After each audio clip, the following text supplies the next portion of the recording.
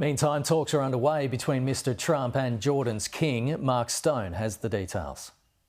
Netanyahu, I think, since his meeting here last week, feels wholly emboldened to effectively do what he wants to do, and will have felt even more emboldened by Donald Trump's comments last night, where he said that all hell would break loose. Incidentally, Trump has said that before. He said all hell would break loose if there wasn't a ceasefire, or if hostages were not all released. But by the time he took office, his inauguration day, of course, that didn't happen. But what did happen was a ceasefire was arranged before he took office, which sort of dissolved his demand that all hostages be released. But he has now reasserted that demand and doubled down on it today in that meeting in the Oval Office just now, where he changed all hell will break loose to all bets are off, effectively. So this Saturday deadline is stark indeed, because it is quite clear that Netanyahu will feel like he can basically do whatever he wants,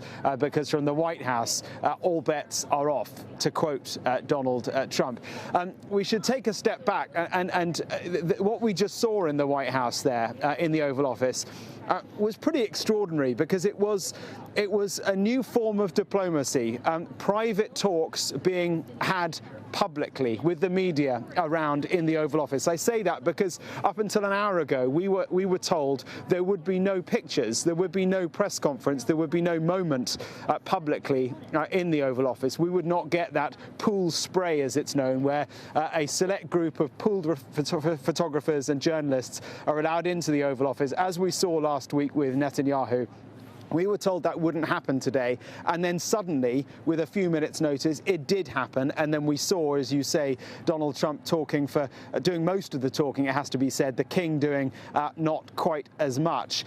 But from the Jordanian perspective, that wasn't what they were expecting. And the king and the president had only been in the building for, 20 minutes or so before they were talking publicly.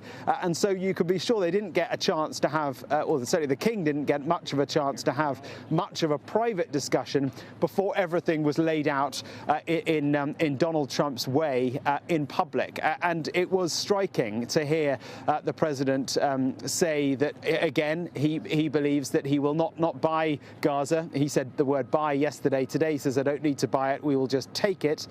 King Abdullah was asked what he made of that, and I thought his response to that was pretty interesting. He said, that is something we as Arabs are coming to the United States to discuss all the options. The subtext there is we don't really think that the United States should own and occupy Gaza.